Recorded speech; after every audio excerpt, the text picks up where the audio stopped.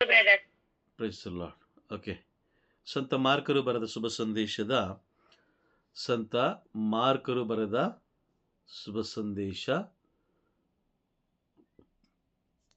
ಸಂತ ಮಾರ್ಕರ ಶುಭ ಸಂದೇಶದ ವಿವರಣೆ.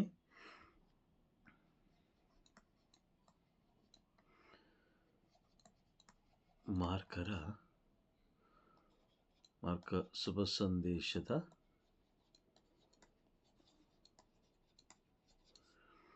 ವಿವರಣೆ, ಭಾಗ 4.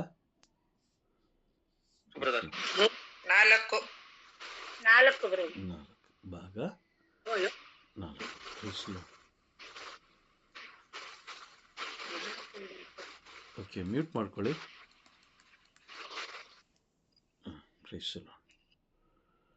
ಭಾಗ 4. ಹಳೆ ಒಡಂಬಡಿಕೆ ಇರ್ಬೋದು, ಹೊಸ ಒಡಂಬಡಿಕೆ ಇರ್ಬೋದು, ಒಂದು ಚಿಹ್ನೆಗಳ ಮುಖಾಂತರ ಪ್ರಾರಂಭ ಮಾಡ್ತಾರೆ. ಬೈಬಲಲ್ಲಿ ನೀವು ನೋಡಿಲ್ಲ ಅಂದ್ಕೊಳ್ತೀನಿ, ನೀವು ನೋಡಿರಲ್ಲ ಮೋಸ್ಟ್ಲಿ. ಕೆಲವು ಇಂಗ್ಲೀಷ್ ಬೈಬಲ್ಗಳಲ್ಲಿರ್ಬೋದು ಅಥವಾ ಬೇರೆ ಬೈಬಲ್ಗಳಲ್ಲಿರ್ಬೋದು, ಅಥವಾ ತುಂಬ ಬೆಲೆ ಬಾಳುವಂಥ, ಅದು ಬೆಲೆ ಬಾಳುವಂಥ ಅಂಥದ್ದೆಲ್ಲ ಏನಿಲ್ಲ, ಸ್ವಲ್ಪ ಕಾಸ್ಟ್ಲಿ ಬೈಬಲ್ಸು, ಆ ಬೈಬಲ್ಗಳಲ್ಲಿ ಕೆಲವು ಸೂಚನೆಗಳ ಮುಖಾಂತರ ಬರೆದಿರ್ತಾರೆ. ಪವಿತ್ರಾತ್ಮರು ಕೆಲವು ಸೂಚನೆಗಳನ್ನು ನೀಡಿ ಆ ವಾಕ್ಯದ ಮಹತ್ವ ಏನು, ಆ ವಾಕ್ಯ ಎಂಥದ್ದು ಎಲ್ಲವನ್ನ ತಿಳಿಸಿಟ್ಟಿರ್ತಾರೆ. ಆ ಸೂಚನೆಗಳನ್ನು ನಾವು ಈಗ ಸ್ವಲ್ಪ ತಿಳ್ಕೊಂಡು ನಂತರ ನಾವು ಮುಂದಕ್ಕೆ ಹೋಗೋಣ. ಯಾಕಂದರೆ ನಾವು ಹಳೆ ಒಡಂಬಡಿಕೆಯಿಂದ ಬರ್ತಾ ಇರೋ ಕಾರಣ, ಎರಡನ್ನ ಹೋಲಿಕೆ ಮಾಡ್ತಾ ಇರೋ ಕಾರಣ, ಯಾವ ವಾಕ್ಯ ಯಾವ ಮಹತ್ವವನ್ನು ಪಡ್ಕೊಂಡಿದೆ ಅನ್ನೋದು ನಮಗೆ ತುಂಬ ಮುಖ್ಯವಾಗಿದೆ. ಅದನ್ನು ನಾವು ತಿಳ್ಕೊಳ್ಳೇಬೇಕಾಗುತ್ತೆ ಈ ಟೈಮಲ್ಲಿ. ಕೆಲವು ಸೂಚನೆಗಳನ್ನು ನಾವು ನೋಡ್ತೀವಿ ಕೆಲವು ಬೈಬಲ್ಗಳಲ್ಲಿ. ನೋಡಿಬೇಕಾದ್ರೆ ಈ ಥರ ಇರುತ್ತೆ. ಸ್ಟಾರ್ ನೋಡಿದ್ದೀರಾ? ವಾಕ್ಯದ ಮುಂದೆ ಇರುತ್ತೆ ನಕ್ಷತ್ರ. ಇನ್ನೂ ಒಂದು ಡೈಮಂಡ್ ಆಕಾರದಲ್ಲಿ ಇರುತ್ತೆ. ಈ ಥರ ವಾಕ್ಯ ಪ್ರಾರಂಭ ಆಗೋದಕ್ಕೆ ಮುಂಚಿತವಾಗಿಯೇ ಈ ಥರ ಇರುತ್ತೆ.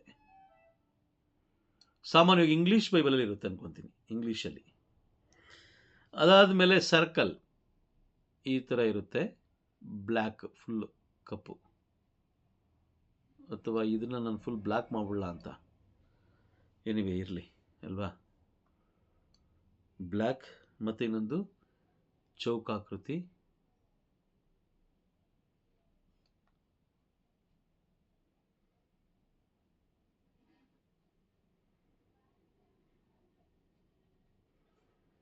ಇದು 4 ಚಿಹ್ನೆಗಳು ಬೈಬಲಲ್ಲಿ ಇದ್ದೇ ಇರುತ್ತೆ. ನೋಡಿದ್ದೀರಾ? ಯಾರಾದರೂ ಉತ್ತರ ಕೊಡ್ಬೋದಾ? ನೋಡಿದ್ದೀನಿ ಬ್ರದರ್, ಬೇರೆಯವ್ರ ಬೈಬಲ್ ಇಲ್ಲ ಬ್ರದರ್. ನೋಡಿದ್ದೀನಿ ಅಂತ ಹೇಳಕ್ಕೆ ಇಷ್ಟೊತ್ತಾಯ್ತು ನಿಮ್ಮ ಸಿಸ್ಟರ್ಗೆ ಅಲ್ವಾ? ತುಂಬಾ ಲೇಟ್, ತುಂಬಾ ಲೇಟ್. ಬೈಬಲ್ ಇಲ್ಲ ಬ್ರದರ್. ಓಕೆ, ಸ್ಟಾರ್ ಚಿಹ್ನೆ ಬಂತು ಅಂತ ಹೇಳಿದ್ರೆ ದಟ್ ಈಸ್ ಕಾಲ್ಡ್ ಪ್ರಾಫಸಿ. ಅದನ್ನ ಪ್ರಾಫಸಿ ಅಂತ ಕರೀತಾರೆ. ಪ್ರಾಫಸಿ ಅಂದ್ರೆ ಏನು? ಪ್ರವಾದನೆ.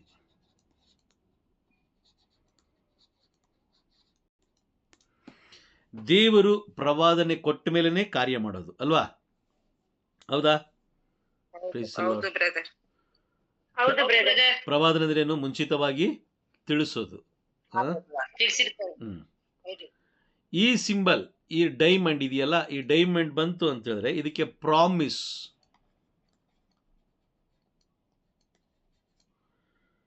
ಪ್ರಾಮಿಸ್ ಅಂತ ಇದು ಮಾಡ್ತಾರೆ. ಪ್ರಾಮಿಸ್ ಅಂದ್ರೆ ಏನು? ಪ್ರಮಾಣ, ಪ್ರಮಾಣ ವಚನ ಅಲ್ವಾ?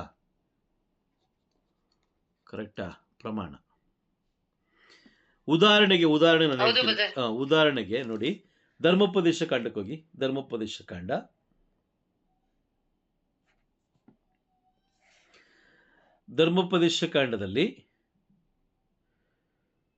28ನೇ ಅಧ್ಯಾಯಕ್ಕೆ ಹೋಗಿ. ಅದು ಸ್ವಲ್ಪ ಜಸ್ಟ್ ನಾನಾಗಿ ನಿಮ್ಗೆ ತಿಳಿಸ್ಕೊಡ್ತೀನಿ ಯಾವ ಥರ ಪ್ರಮಾಣ ಅನ್ನೋದನ್ನ. 1ನೇ ವಾಕ್ಯ ಓದಿ. 1ನೇ ವಾಕ್ಯ,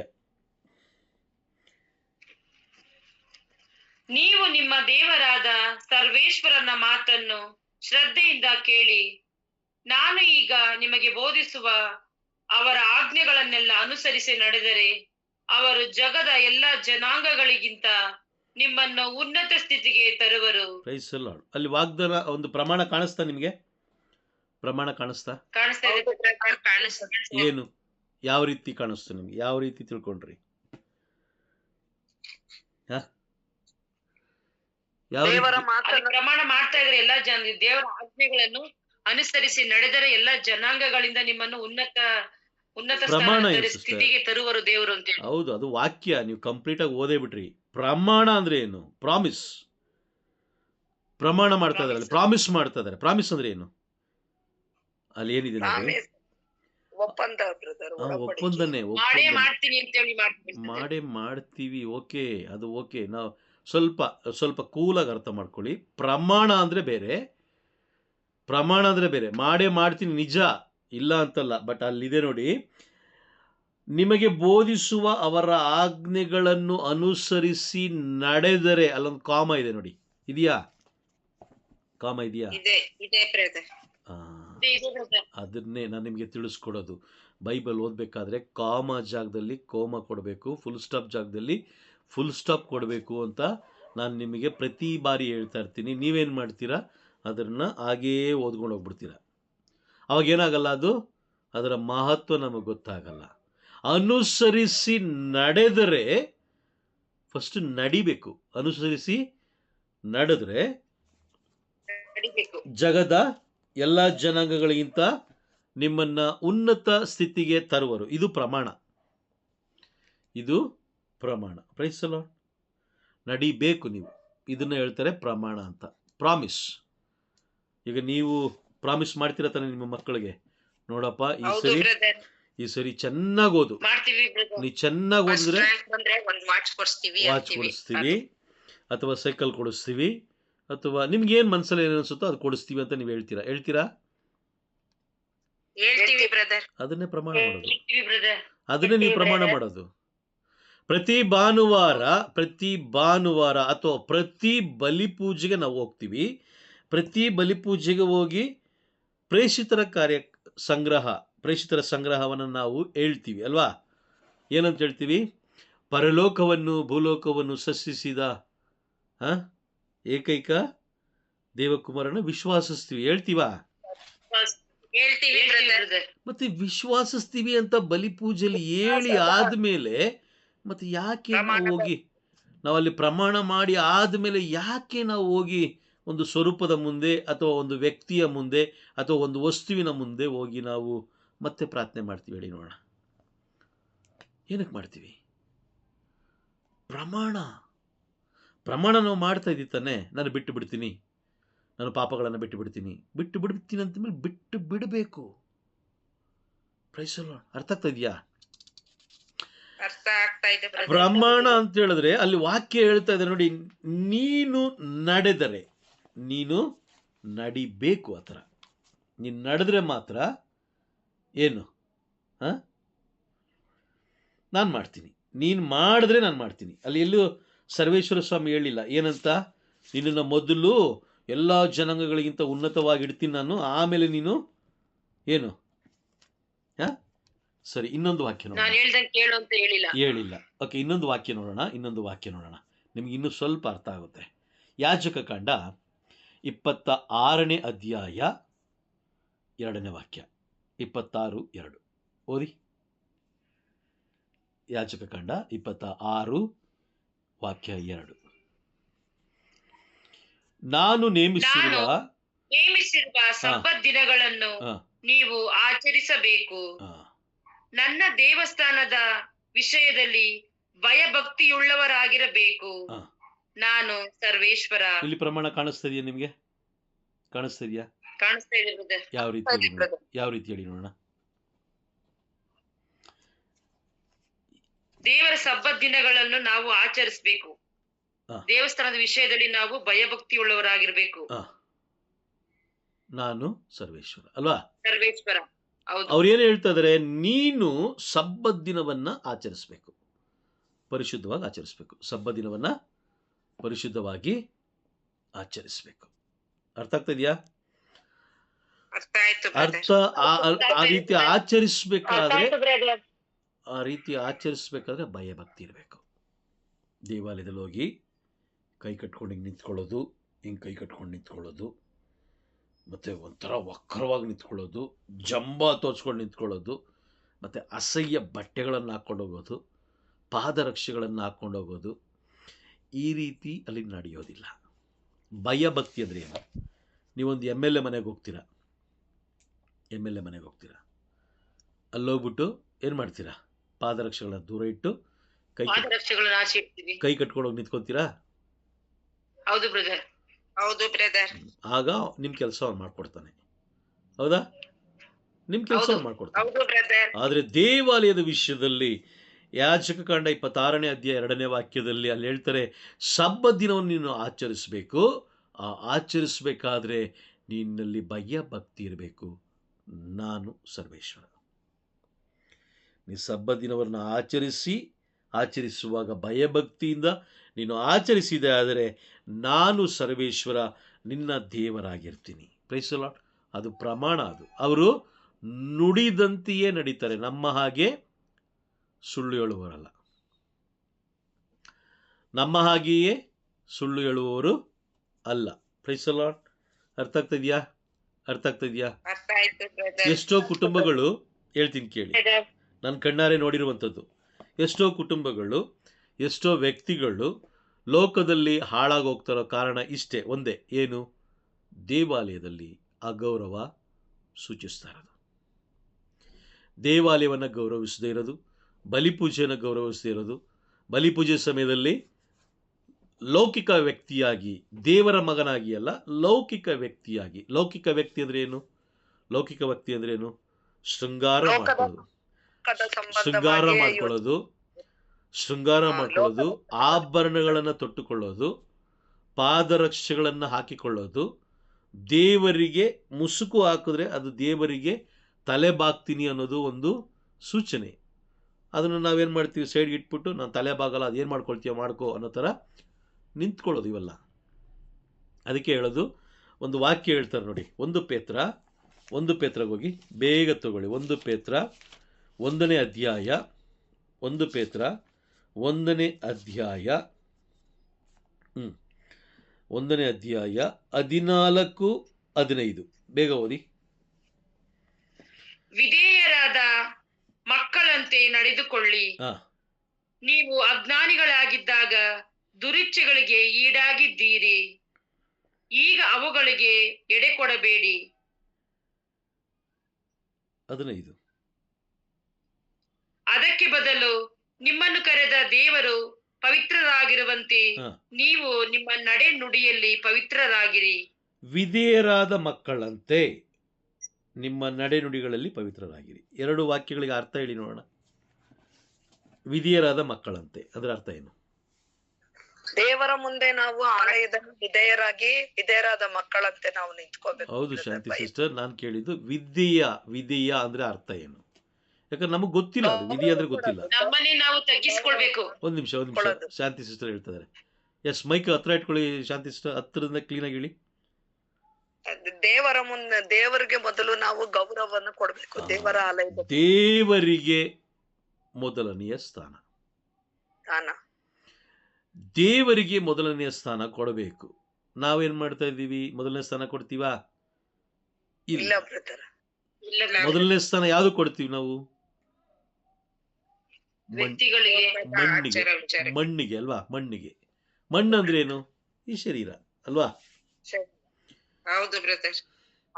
ಈ ಶರೀರ ಅಲಂಕಾರ ಎಲ್ಲಿ ನಡೆಯುತ್ತೆ? ಚರ್ಚಲ್ಲೇ ನಡೆಯುತ್ತೆ. ಕೆಲವು ಜನ ನೋಡಿದ್ದೀರಾ, ಏನೋ ಗೆಸ್ತಮೆ ತೋಪಿನಲ್ಲಿ ಅವರು ಪ್ರಾರ್ಥನೆ ಮಾಡಿ ಹಾಗೇ ಬೆವರು ನೀರು ಸುರಿಸೋ ಥರ ಮಾತ್ರ ಹಿಂಗೆ ಅಲ್ವಾ? ಹಿಂಗೆ ಹೌದಾ? ಇದೊಂದು ಬಟ್ಟೆ ತಗೊಂಡು ಹಿಂಗೆ ಹಿಂಗಂತ ಆಡ್ತಾರೆ. ಏನೋ ಆ ಒಂದು ಈಜಿಪ್ತಿನಿಂದ ಇಸ್ರೇಲ್ ಜನರು ಬರಬೇಕಾದ್ರೆ ಸಮುದ್ರನ ಇವರೇ ಅಡ್ಡ ನಿಂತು 2 ಕೈಯಲ್ಲಿ ಹಿಂಗೆ ಅಗಲ ಮಾಡಿ ನಿಲ್ಲಿಸ್ಕೊಂಡು ಬೆವರು ಸುರಿಸ್ಕೊಂಬಂದಿರೋ ಥರ ಹಿಂಗಂತಾರೆ. ಇದೆಲ್ಲ ತುಂಬ ಮುಖ್ಯ, ದೇವರ ವಿಷಯದಲ್ಲಿ ತುಂಬ ಮುಖ್ಯ. ವಾಕ್ಯದ ಅದೊಂದು ಪ್ರಮಾಣ. ಅವ್ರು ಹೇಳ್ತಾರದು ಒಂದು ಪ್ರಾಮಿಸ್ ಅಂದರೆ ಏನು? ಪ್ರಮಾಣ. ನೀನು ಮಾಡು, ನಾನು ಮಾಡ್ತೀನಿ. ನೀನು ಮಾಡು, ನಾನು ಮಾಡ್ತೀನಿ. ನೀನು ನನ್ನ ಆಲಯದ ವಿಷಯದಲ್ಲಿ ಭಯಭಕ್ತಿ ಉಳ್ಳವನಾಗಿರು, ನಾನು ಸರ್ವೇಶ್ವರ, ಅಂದರೆ ನಾನು ನಿನಗೆ ದೇವರಾಗಿರ್ತೀನಿ. ಈ ದಿನಗಳಲ್ಲಿ ಯಾಕೆ ನಾವು ಮಾಡುವ ಪ್ರಾರ್ಥನೆಗಳಿಗೆ ದೇವರು ಸದುತ್ತರ ಕೊಡಲ್ಲ? ಯಾಕೆ? ವಾಗ್ದಾನ ಏನು? ಯೆರೆಮೀಯ 33:3 ಏನು ಹೇಳ್ತಾರೆ? ನನ್ನನ್ನು ಬೇಡಿಕೋ, ನಾನು ನಿನಗೆ ಸದುತ್ತರ ಕೊಡ್ತೀನಿ. ಯಾಕೆ ಸಿಗ್ತಾ ಇಲ್ಲ? ಯಾಕೆ ಕೊಡ್ತಾ ಇಲ್ಲ? ಯಾಕೆಂದ್ರೆ ಸರ್ವೇಶ್ವರ ಸ್ವಾಮಿ ನಿನಗೆ ದೇವರಾಗಿಲ್ಲ. ಕಾರಣ ಏನಂತ ಹೇಳಿದ್ರೆ, ದೇವರ ಈ ವಾಕ್ಯಕ್ಕೆ ಬದಲಾಗಿ, ದೇವರ ಪ್ರವಾದನೆಗೆ ಬದಲಾಗಿ, ದೇವರ ಪ್ರಮಾಣಕ್ಕೆ ಬದಲಾಗಿ ನೀನು ಎಲ್ಲವನ್ನ ಸೈಡ್ಗಿಟ್ಟು ಯಾರೋ ಒಬ್ಬ ಮನುಷ್ಯ ಬರೆದಿಟ್ಟಂಥ ಪ್ರಾರ್ಥನೆಯನ್ನು ನೀನು ಮಾಡ್ತಾ ಇದೀಯ. ನೀನು ಮಾಡ್ತಿರೋ ಪ್ರಾರ್ಥನೆ ಅದು ಲೋಕದ ಯಾವ ಪ್ರಾರ್ಥನೆಯನ್ನು ದೇವರು ಕೇಳೋದಿಲ್ಲ. ದೇವರ ಮಾತನ್ನು ಮೀರೋದೇ ಪಾಪ ಅಲ್ವಾ? ಹೌದಾ? Praise the Lord. ವಾಕ್ಯ ಇದೆಯಾ?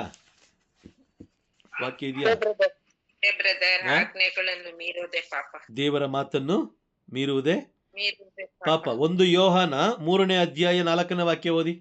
1 ಯೋಹಾನ 3ನೇ ಅಧ್ಯಾಯ 4ನೇ ವಾಕ್ಯ. 1 John chapter 3 verses 4. ಪಾಪ ಮಾಡುವ ಪ್ರತಿಯೊಬ್ಬನು ದೇವರ ಆಜ್ಞೆಯನ್ನು ಮೀರುತ್ತಾನೆ. ದೇವರ ಆಜ್ಞೆಯನ್ನು ಉಲ್ಲಂಘಿಸುವುದೇ ಪಾಪ. ದೇವರ ಆಜ್ಞೆಯನ್ನು ಉಲ್ಲಂಘಿಸುವುದೇ ಪಾಪ ಅಲ್ವಾ? ನಿಜವಾದ ಏಕದೇವರನ್ನು ಆರಾಧಿಸು. ದೇವರ ನಾಮವನ್ನು ವ್ಯರ್ಥವಾಗಿ ಉಚ್ಚರಿಸಬೇಡ. ದೇವರ ದಿನವನ್ನು ಪವಿತ್ರವಾಗಿ ಆಚರಿಸು. ನಿನ್ನ ತಂದೆ ತಾಯಿಗಳನ್ನು ಗೌರವಿಸು. 5ನೇದು ಕೊಲೆ ಮಾಡಬೇಡ, ವ್ಯಭಿಚಾರ ಮಾಡಬೇಡ, ಮೋಸ ಮಾಡಬೇಡ, ಪರ ವಸ್ತುಗಳಿಗೆ ಆಸೆ ಪಡಬೇಡ. ಇದೆಲ್ಲ ಏನು? ಆಜ್ಞೆಗಳು ಅಲ್ವಾ? ಹೌದಾ? ನಿಜವಾದ ಏಕದೇವರನ್ನು ಆರಾಧಿಸು ಅಂತ ಹೇಳಿದ ಮೇಲೆ 24 ಗಂಟೆ 24x365 ಡೇಸ್ ಏನಾಗಿರ್ಬೇಕು? ನೀನು ಯಾರನ್ನ ಆರಾಧಿಸ್ಬೇಕು? ನಿಜವಾದ ಏಕದೇವರನ್ನು ಮಾತ್ರ ನೀನು ಆರಾಧಿಸ್ಬೇಕು ಅಲ್ವಾ? ಅರ್ಥ ಆಗ್ತಿದೆಯಾ? ನಮಗೆ ಗಮನಕ್ಕೆ ಹೋಗ್ತಿದ್ಯಾ? ಅದನ್ನ ಬಿಟ್ಟು ಯಾರೋ ಒಬ್ರು ಹೇಳಿದ್ರು ಅಂತೇಳಿ ನೀವೇನ್ ಮಾಡ್ಕೊಂಡು ಕೂತಿದ್ದೀರಾ? ಈಗ ಏನ್ ಮಾಡ್ಕೊಂಡು ಕೂತಿದ್ದೀರಾ? ಲೋಕದ ಪ್ರಾರ್ಥನೆಗಳಲ್ವಾ? ಕರೆಕ್ಟಾ? ಲೋಕದ ಪ್ರಾರ್ಥನೆಗಳನ್ನ ನೀವು ಮಾಡ್ಕೊಂಡಿದ್ದೀರಾ. ಲೋಕದ ಪ್ರಾರ್ಥನೆಗಳನ್ನು ನೀವು ಮಾಡಬೇಕಾದ್ರೆ ದೇವರ ಮಾತನ್ನು ಮೀರುವುದೇ ಪಾಪ.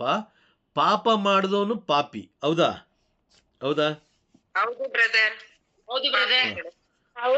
ದೇವರ ಮಾತನ್ನು ಮೀರುವುದು ಪಾಪ, ಆ ಮಾತನ್ನು ಮೀರುವವನು ಪಾಪಿ. ಕರೆಕ್ಟಾ?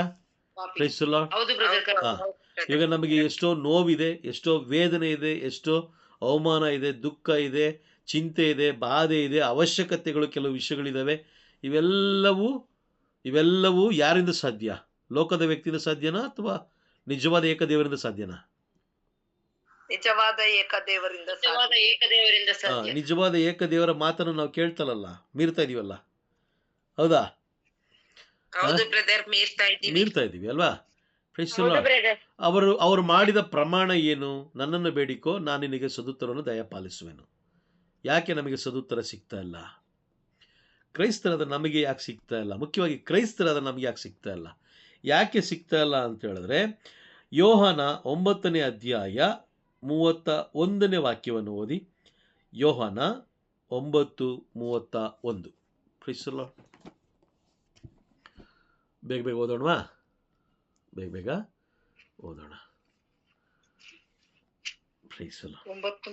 9:31. ದೇವರು ಪಾಪಿಗಳಿಗೆ ಹೋಗುವುದಿಲ್ಲ. ಪಾಪಿಗಳಿಗೆ ಯಾರು ಭಕ್ತಿಯಿಂದ ಹೋಗುವುದಿಲ್ಲ. ದೇವರು ಪಾಪಿಗಳಿಗೆ ಹೋಗೊಡುವುದಿಲ್ಲ ಅಂದ್ರೆ ಅರ್ಥ ಏನು?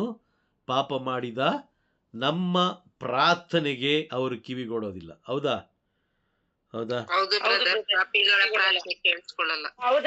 ಪಾಪಿಗಳ ಪ್ರಾರ್ಥನೆ ಅವರು ಕೇಳಿಸ್ಕೊಳ್ಳಲ್ಲ, ಕಿವಿಗೊಡುವುದಿಲ್ಲ.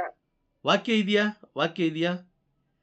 ಇದೆ ಬ್ರದರ್. ಓದಿ, ಮುಂದುವರಿಸಿ.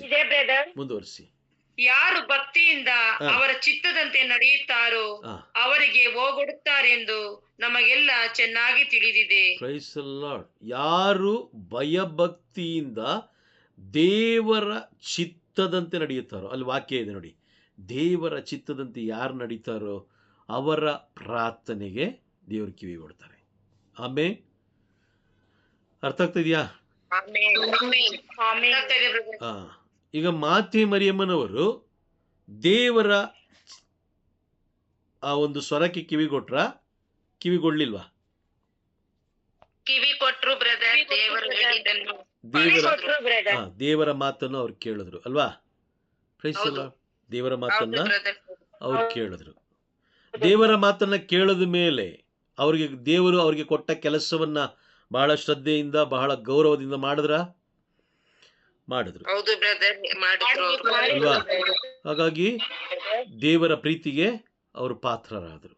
ಪ್ರೈಸ್ ದ ಲಾರ್ಡ್ ಅಲ್ವಾ? ದೇವರ ಪ್ರೀತಿಗೆ ಪಾತ್ರರಾದರು. ಅದೇ ರೀತಿ ಸಂತರುಗಳು ಏನು ಮಾಡಿದ್ರು? ದೇವರ ವಾಕ್ಯಗಳನ್ನು ಆಲಿಸಿದ್ರು, ಧ್ಯಾನಿಸಿದ್ರು, ಅದರಂತೆ ಜೀವಿಸಿದ್ರು. ದೇವರ ವಾಕ್ಯಗಳನ್ನು ಓದಿದ್ರು, ಆಲಿಸಿದ್ರು, ಧ್ಯಾನಿಸಿದ್ರು, ಅದರಂತೆ ಅವರು ಜೀವಿಸಿದ್ರು. ಹಾಗಾಗಿ ಅವರು ಸಂತರಾದರು. ಯಾವ ಸಂತರಾದರೂ ಆಗಲಿ, ಯಾವುದೇ ಒಬ್ಬ ಸಂತರು ಯಾರೇ ಇರಲಿ, ಆ ಸಂತರು ಬೈಬಲ್ಗೆ ವಿರುದ್ಧವಾಗಿ ಒಂದೇ ಒಂದು ಮಾತು ಹೇಳಿದಾರ, ನೀವು ಪರೀಕ್ಷೆ ಮಾಡಿ ನೋಡಿ. ಒಂದೇ ಒಂದು ಮಾತು, ಪ್ರೈಸ್ ದ ಲಾರ್ಡ್, ಒಂದೇ ಒಂದು ಪದವನ್ನು ಕೂಡ ಅವರು ದೇವರ ವಾಕ್ಯಕ್ಕೆ ವಿರುದ್ಧವಾಗಿ ಅವರು ಮಾತಾಡಿಲ್ಲ. ಗಮನ ಕೊಟ್ಟು ಕೇಳಿಸ್ಕೊಳ್ಳಿ. ಮಾತೆ ಮರಿಯಮ್ಮನವರು ಹೇಳಿದ್ರು, ಕಾನಾ ಊರಿನ ಮದುವೆಯಲ್ಲಿ ನನ್ನ ಮಗ ಏನು ಹೇಳ್ತಾರೋ ಅದನ್ನು ಮಾಡಿ. ಮಾತೆ ಮರಿಯಮ್ಮನಿಗೆ ಚೆನ್ನಾಗಿ ಗೊತ್ತಿತ್ತು ಇವರು ದೇವರ ಪುತ್ರ, ದೇವರ ರಾಜ್ಯ ನಿರ್ಮಾಣ ಮಾಡೋದಕ್ಕಾಗಿ ದೇವರು ನನ್ನನ್ನು ಒಂದು ಸಾಧನವಾಗಿ ಬಳಸ್ಕೊಳ್ತಾ ಇದ್ದಾರೆ ಅಂತ ಮಾತೆ ಮರಿಯಮ್ಮನಿಗೆ ತುಂಬ ಚೆನ್ನಾಗಿ ಗೊತ್ತಿತ್ತು. ಮಾತೆ ಮರಿಯಮ್ಮನವರಿಗೆ ಸ್ವಂತ ಬುದ್ಧಿ ಹಾಗೂ ಪರಲೋಕದ ಜ್ಞಾನ ಇತ್ತು. ಸ್ವಂತ ಬುದ್ಧಿ ಹಾಗೂ ಪರಲೋಕದ ಜ್ಞಾನ ಅವ್ರಿಗಿತ್ತು. ಈ ದಿನ ನಮಗೆ ಸ್ವಂತ ಬುದ್ಧಿನೂ ಇಲ್ಲ, ಪರಲೋಕದ ಜ್ಞಾನನೂ ಇಲ್ಲ. Price the lord. ಅರ್ಥ ಆಯ್ತಾ? ಯಾವಾಗ ಸ್ವಂತ ಜ್ಞಾನ ಇರುತ್ತೋ ಆಗ ಧರ್ಮಶಾಸ್ತ್ರದ ಕಡೆ ನಾವು ಹೋಗ್ತೀವಿ. ಸ್ವಂತ ಜ್ಞಾನ ಬಂದಾಗ ಧರ್ಮಶಾಸ್ತ್ರದ ಕಡೆ ನಾವು ಹೋಗ್ತೀವಿ. ಸ್ವಂತ ಜ್ಞಾನ ಕೊಡೋದು ಯಾರು? ಪವಿತ್ರಾತ್ಮರು. ಪವಿತ್ರಾತ್ಮರು ಜ್ಞಾನ ಕೊಡ್ತಾರೆ. ಆ ಜ್ಞಾನ ಕೊಟ್ಟಾಗ ನಾವು ಅದನ್ನು ಸುಂದರವಾಗಿ ಧರ್ಮಶಾಸ್ತ್ರದ ಕಡೆ ನಾವು ಬಳಸಿದಾಗ ನಾವು ಪರಲೋಕದ ಜ್ಞಾನವನ್ನು ನಾವು ಪಡ್ಕೊಳ್ತೀವಿ. Price the lord. ಆದರೆ ಈ ದಿನಗಳಲ್ಲಿ ಏನಾಯಿತು ಅಂತ ಹೇಳಿದ್ರೆ, ನಮಗೆ ಸ್ವಂತ ಜ್ಞಾನ ಇಲ್ಲದ ಕಾರಣ, ಅಂದರೆ ಪವಿತ್ರಾತ್ಮರು ಇಲ್ಲದ ಕಾರಣ, ನಮ್ಮ ಹೊಲದಲ್ಲಿ, ನಮ್ಮ ಹೃದಯವೆಂಬ ಹೊಲದಲ್ಲಿ ಬೇರೆ ಒಬ್ಬ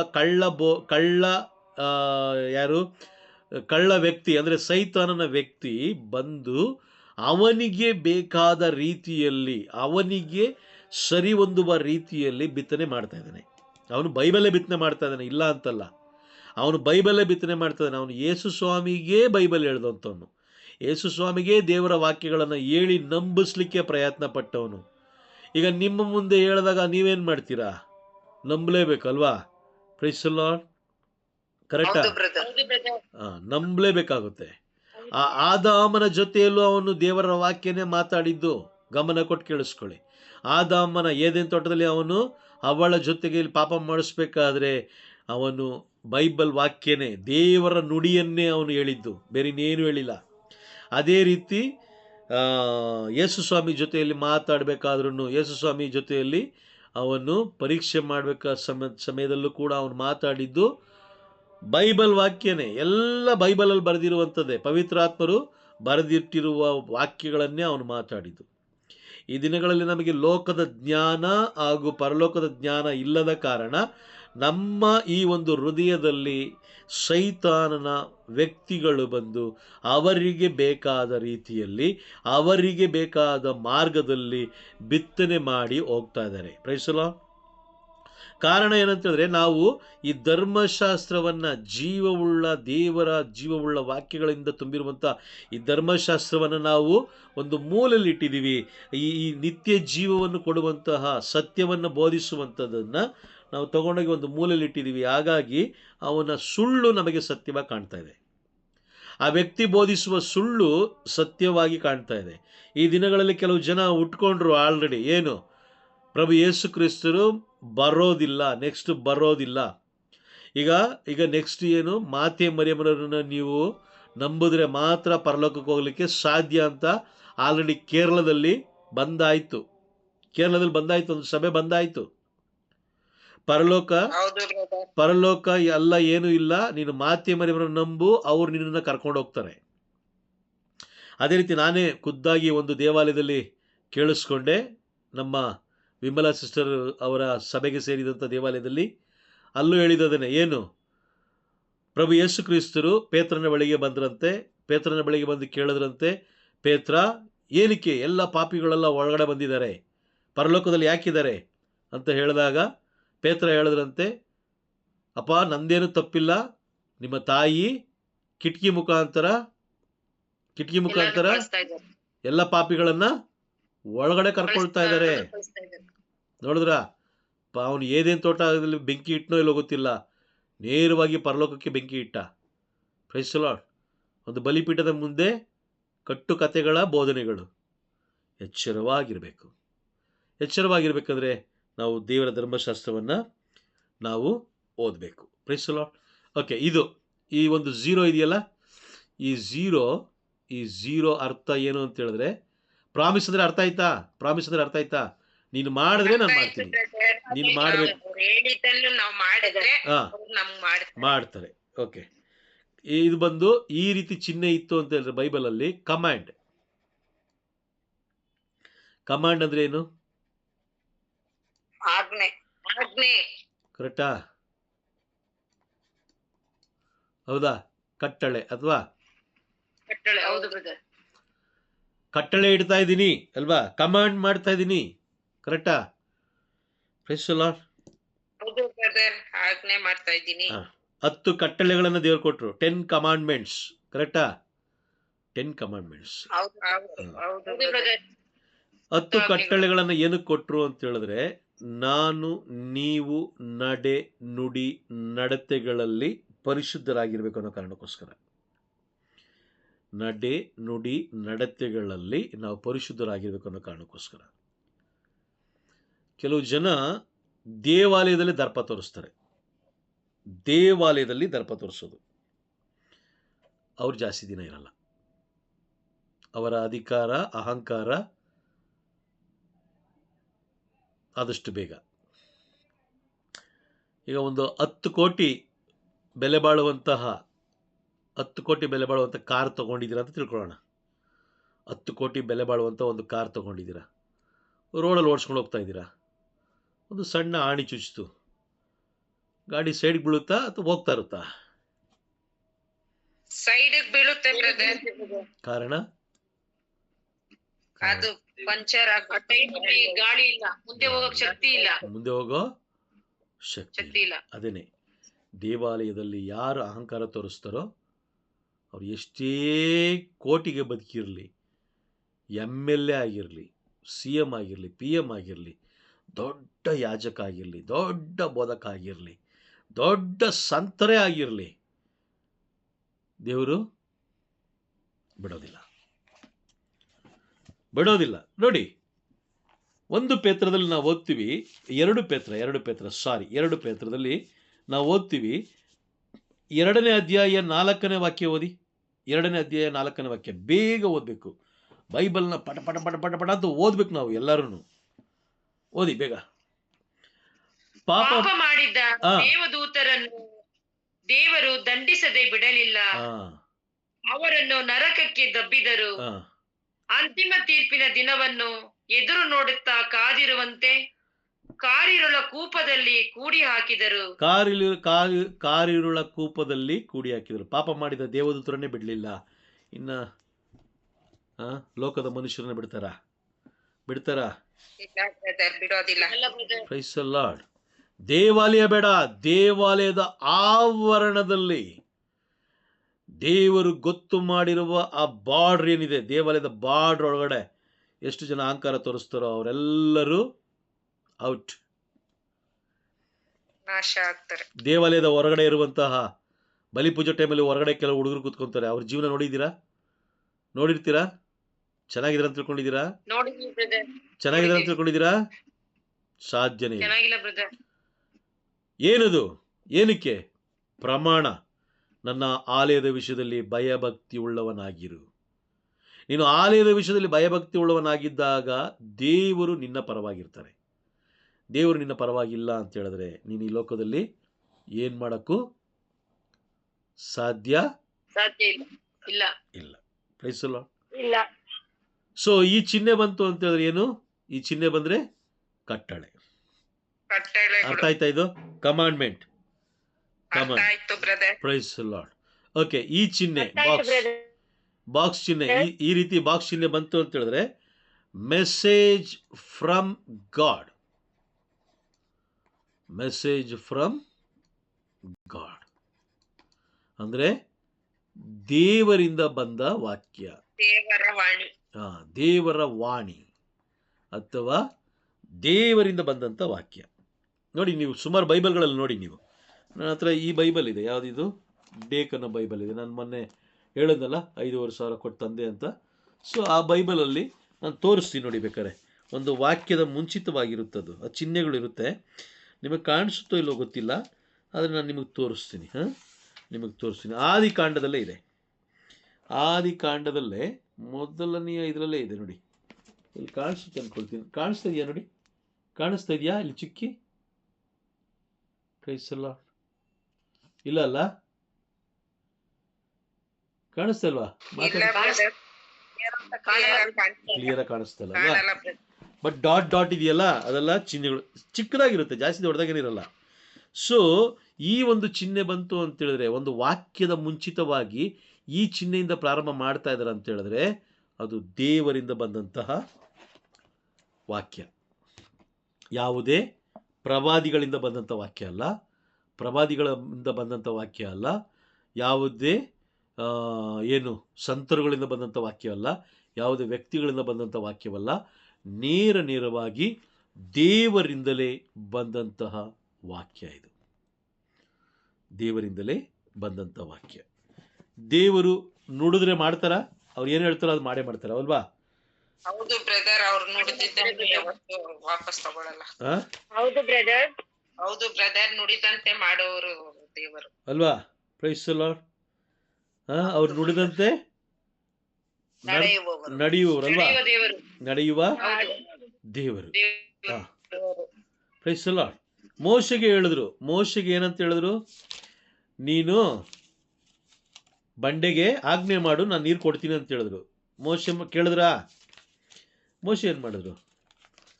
ಕೇಳಿಲ್ಲ, ಹೊಡೆದ್ರು. ಆಮೇಲೆ ಏನಂದ್ರು? ನೀನು ನನ್ನ ಮಾತನ್ನು ನಂಬದ ಕಾರಣ ನೀನೇನಾಗಲ್ಲ, ಕಾನಾಗೆ ಹೋಗಲ್ಲ. ಬೈಬಲ್ ಹೇಳ್ತಾ ಇದೀಯಾ? ಹೋದ್ರು ಅಂತ ಎಲ್ಲರೂ ಹೇಳ್ತಾ ಇದೀಯಾ? ಇಲ್ಲ ಬ್ರದರ್, ಇಲ್ಲ, ಅವ್ರು ಹೋಗ್ಲಿಲ್ಲ. ಅವರು ಹೋಗ್ಲಿಲ್ಲ ಅಲ್ವಾ? ಅವ್ರು ಹೋಗ್ಲಿಲ್ಲ ಬ್ರದರ್. ಹೋಗ್ಲಿಲ್ಲ. Praise the Lord. ಹಾಗಾದ್ರೆ ಕಾನಾನ್ ದೇಶಕ್ಕೆ ಹೋಗಿದ್ದು ಯಾರು ಅಂತ ಹೇಳಿದ್ರೆ ಯೆಹೋಶುವ. ದೇವರಿಂದ ಬಂದಂತ ವಾಕ್ಯ ಇದು. ಇವತ್ತು ದೇವರು ಹೇಳ್ತಾರೆ ಸಬ್ಬತ್ ದಿನವನ್ನು ನೀವು ಆಚರಿಸಬೇಕು. ಇದು ದೇವರಿಂದ ಬಂದಂತ ವಾಕ್ಯಗಳು ಇವೆಲ್ಲ. ಮುಂದಿನ ದಿನಗಳಲ್ಲಿ ಸಾಧ್ಯವಾದರೆ ನಾನು ಈ ಒಂದು ಚಿಹ್ನೆಗಳನ್ನು ಹಾಕಿ ನಾನು ನಿಮಗೆ ವಾಕ್ಯಗಳನ್ನು ಬರೀಲಿಕ್ಕೆ ಪ್ರಯತ್ನ ಮಾಡ್ತೀನಿ. ಯಾಕಂತೇಳಿದ್ರೆ ಈ ಚಿಹ್ನೆಗಳು ತುಂಬ ಮುಖ್ಯ. ಮೊದಲನೇದು ಪ್ರಾಫಸಿ ಅಂದರೆ ಪ್ರವಾದನೆ. ಏನು ಪ್ರವಾದನೆ ಅಂದ್ರೆ ಏನು ಅಂತ ಹೇಳಿದ್ರೆ, ಯೆಶಾಯ ಪ್ರವಾದಿಯ ಗ್ರಂಥ 7ನೇ ಅಧ್ಯಾಯ 14ನೇ ವಾಕ್ಯ ನೋಡಿ. ಯೆಶಾಯ ಪ್ರವಾದಿಯ ಗ್ರಂಥ 7ನೇ ಅಧ್ಯಾಯ 14ನೇ ವಾಕ್ಯ 7:14. ಐಸಾಯ 7:14. ಏನಿದು? ಏನು ಹೇಳುತ್ತೆ? ಸರ್ವೇಶ್ವರ ನಿಮಗೊಂದು ಗುರುತನ್ನು ಕೊಡುವರು. ಇಗೋ, ಕನ್ಯೆಯೊಬ್ಬಳು ಗರ್ಭ ತಳೆದು ಪುತ್ರನನ್ನು ಪ್ರಸವಿಸುವಳು, ಇಮ್ಮಾನುವೇಲ್ ಎಂದು ಹೆಸರಿಡುವರು. Price the lord. 2000 ಅಂದರೆ ಸುಮಾರು ವರ್ಷಗಳ ಮುಂಚೆ ಹೇಳಿದಂತಹ ಪ್ರವಾದನೆ ಲೂಕನು ಬರೆದ ಶುಭ ಸಂದೇಶದಲ್ಲಿ ನೆರವೇರುತ್ತೆ ಅಲ್ವಾ? ಇದನ್ನ ಪ್ರವಾದನೆ, ಹೌದು, ನೆರವೇರಿದೆ. ಇದನ್ನ ಪ್ರವಾದನೆ ಅಂತಾರೆ. ಅದೇ ತರ ಅನೇಕ ವಾಕ್ಯಗಳನ್ನ, ಅನೇಕ ಪ್ರವಾದನೆಗಳನ್ನ ದೇವರು ನಮಗೆ ಕೊಟ್ಟಿದ್ದಾರೆ. ಅದಾದ್ಮೇಲೆ ಪ್ರಾಮಿಸ್ ಅಂದರೆ ಪ್ರಮಾಣ. ಪ್ರಮಾಣದಲ್ಲಿ ನಾವು ತಿಳ್ಕೊಂಡಿದ್ದೀವಿ, ನೀನು ಮಾಡಿದ್ರೆ ನಾನು ಮಾಡ್ತೀನಿ. ನೀನು ಮಾಡಬೇಕು. ನೀನು ಆಲಯದ ವಿಷಯದಲ್ಲಿ ಭಯಭಕ್ತಿ ಉಳ್ಳವನಾಗಿರಬೇಕು, ವಿಧಿಯನಾಗಿರಬೇಕು. ಆಗ ನಾನು ನಿನಗೆ ದೇವರಾಗಿರ್ತೀನಿ. ಅದಕ್ಕೋಸ್ಕರ ನೋಡಿ, ಈ ದಿನಗಳಲ್ಲಿ ದೇವಾಲಯದಲ್ಲಿ ದೇವರು ಯಾರನ್ನು ಟಚ್ ಮಾಡ್ತಲ್ಲ, ಯಾರ ಜೊತೆಯಲ್ಲೂ ಮಾತಾಡ್ತಲ್ಲ. ಕಾರಣ ಏನಂತ ಹೇಳಿದ್ರೆ ಅವಿಧೇಯತನ, ಒಂಥರ ದರ್ಪ. ನಾನು ತುಂಬ ಅಂದವಾಗಿದ್ದೀನಿ, ನಾನು ಒಳ್ಳೆ ಬಟ್ಟೆ ಹಾಕ್ಕೊಂಡಿದ್ದೀನಿ ಅಲ್ವಾ? Praise the Lord. ದೇವರು ಎಂದಿಗೂ ಅಷ್ಟೇ ಜ್ಞಾನಿಗಳ ಜೊತೆಯಲ್ಲಿ ಮಾತಾಡೋದಿಲ್ಲ. ಜ್ಞಾನಿಗಳ ಮುಖಾಂತರ ಪ್ರವಾದನೆ ಅವರು ಕೊಡೋದೇ ಇಲ್ಲ. ಸುಂದರವಾಗಿರೋ ಆ ಥರ ಒಂದು ಬಿಲ್ಡಪ್ ಕೊಡೋವಂಥವ್ರ ಜೊತೆಲಿ ದೇವರು ಪ್ರವಾದನೆಗಳನ್ನು ಕೊಡಿಸೋದಿಲ್ಲ. ದೇವರು ಪ್ರವಾದನೆ ಯಾರ ಕೈಲಿ ಕೊಡಿಸ್ತಾರೆ ಅಂತ ಹೇಳಿದ್ರೆ ಹುಚ್ಚರು. ನೋಡಿ, ಕಳೆದ ಬಾರಿ ಒಂದು ಕೇರಳದಲ್ಲಿ ಪ್ರವಾಹ ಬಂತು. ಆ ಪ್ರವಾಹ ಫುಲ್ಲು ಅನೇಕ ಜನರನ್ನು ನಾಶ ಮಾಡ್ತು ಅಲ್ವಾ? ಅನೇಕ ಆಸ್ತಿ ಪಾಸ್ತಿ ಹೋಯ್ತು. ಆದರೆ ಆ ಪ್ರವಾದನೆ, ಪ್ರಾಫಸಿ, ವೆಳ್ಳಮೊರಂ ಅಂತ ಹೇಳಿದ್ ಯಾರು ಗೊತ್ತಾ? ದೊಡ್ಡ ಯಾಜಕರಲ್ಲ, ದೊಡ್ಡ ಬೋಧಕರಲ್ಲ, CM ಅಲ್ಲ, PM ಅಲ್ಲ, ಯಾರು ಅಲ್ಲ, ಒಬ್ಬ ಹುಚ್ಚ. ನಾನು ನಿಮಗೆ ವಿಡಿಯೋ ಹಾಕಿದ್ದೀನಿ ಅಂದ್ಕೊಂಡಿದ್ದೀನಿ, ಗ್ರೂಪಲ್ಲಿ ಹಾಕಿದ್ದೀನಿ ನೋಡಿ. ಒಬ್ಬ ಹುಚ್ಚ ಕುತ್ಕೊಂಡು, ಮಂಚದ ಮೇಲೆ ಕುತ್ಕೊಂಡು, வெள்ளமரம் அடிக்க வச்ச கட்டி கட்ட பைசா எல்லாம் போவும், ಸಮಯಮಿಲ್ಲ, ಯಾರಕ್ಕೂ ಸಮಯ ಇಲ್ಲ. ಇವತ್ತು ಯಾರನ್ನೇ ಕೇಳಿ ನೋಡಿ ನೀವು, ಪ್ರಾರ್ಥನೆ ಮಾಡಿ ಅಂತ ಹೇಳಿದ್ರೆ ಏನಂತಾರೆ? ಟೈಮೇ ಇಲ್ಲ ಅಲ್ವಾ? ಟೈಮೇ ಇಲ್ಲ. ಆ ಹುಚ್ಚ ಹೇಳಿದ್ದು ನೆರವೇರ್ತು. ಆ ಹುಚ್ಚ ಏನು ಹೇಳಿದ್ರು ಅದೇ ಥರ ಪ್ರಳಯ ಬಂತು. ಮೊದಲನೇ ಬಾರಿ ಬಂತು, ಈಗ ಎರಡನೇ ಬಾರಿನೂ ಆಗೋಯ್ತು. ಆದರೆ ಜನರಿಗೆ ಈಗಲೂ ಕೂಡ ಅರಿವಿಲ್ಲ. ಏನಕ್ಕೆ ಅಂದರೆ ಇವರಿಗೆ ಪ್ರವಾದನೆಗಳ ಬಗ್ಗೆ ಗೊತ್ತಿಲ್ಲ, ಪ್ರಮಾಣದ ಬಗ್ಗೆ ಗೊತ್ತಿಲ್ಲ, ಕಟ್ಟಳೆಗಳ ಬಗ್ಗೆ ಗೊತ್ತಿಲ್ಲ, ದೇವರ ವಾಣಿ ಯಾವುದು ಅನ್ನೋದು ಗೊತ್ತಿಲ್ಲ. ಇವರು ಎಲ್ಲವನ್ನ ನಾರ್ಮಲ್ ಆಗಿ ತಗೊಳ್ತಾರೆ. ದೇವರ ವಾಣಿ ಬೇರೆ, ಮನುಷ್ಯನ ವಾಣಿ ಬೇರೆ. ನೆಕ್ಸ್ಟ್ ಕ್ಲಾಸಲ್ಲಿ ಅದೇ ತಗೊಳ್ತೀನಿ. ಮನುಷ್ಯನ ವಾಣಿ ದೇವರ ವಾಣಿಗೂ ತುಂಬ ವ್ಯತ್ಯಾಸ ಇದೆ. ಸೊ ನಾವು ಯಾವುದನ್ನು ಗೌರವಿಸಬೇಕು, ಯಾವುದನ್ನು ನಾವು ಕಡೆಗಣಿಸಬೇಕು, ಅಂದರೆ ತಿರಸ್ಕಾರ ಮಾಡಬೇಕು ಅನ್ನೋದು ಕೂಡ ನಮಗೆ ಬೈಬಲೇ ಹೇಳ್ಕೊಡ್ತಾ ಇದೆ. Praise the Lord. ಅದನ್ನು ನಾವು ಜನರಲ್ ಆಗಿ ತಗೊಳ್ತಾ ಇದ್ದೀವಿ. ದೇವರ ವಾಣಿಯನ್ನು ಬಿಡು, ನೋಡ್ಕೊಳ್ಳೋಣ, ಆಮೇಲೆ ನೋಡೋಣ ಬಿಡು, ಏನಾಗುತ್ತೆ ನೋಡ್ಬಿಡು, ಆ ಥರ ನಾವು ಇದು ಮಾಡ್ತಾ ಇದ್ದೀವಿ. ಆದರೆ ಮನುಷ್ಯನ ಮಾತನ್ನು ನಾವು ಬಲವಾಗಿ ಇಟ್ಕೊಂಡಿದ್ದೀವಿ. ಮನುಷ್ಯ ಯೆಶಾಯ ಪ್ರವಾದಿ ಗ್ರಂಥ 2:22 ನುಡಿಯುವ ಹಾಗೆ ಮೂಗಿನಲ್ಲಿ ಉಸಿರಾಡುವ ಅಲ್ಪ ಪ್ರಾಣಿಯವನು. ಕೇವಲ ಒಬ್ಬ ಪ್ರಾಣಿಯವನು. Price the Lord. ಅರ್ಥ ಆಗ್ತಾ ಇದೆಯಾ? ಅರ್ಥ ಆಯ್ತಾ? ಹೋಗ್ಲಿ ಇವತ್ತು ಕ್ಲಾಸು ಅರ್ಥ ಆಯ್ತಾ? Praise the Lord. Okay, fine. Okay, ನಾವು ಕ್ಲಾಸ್ ಮುಗಿಸೋಣ. Praise the Lord. ಪ್ರೈಸ್.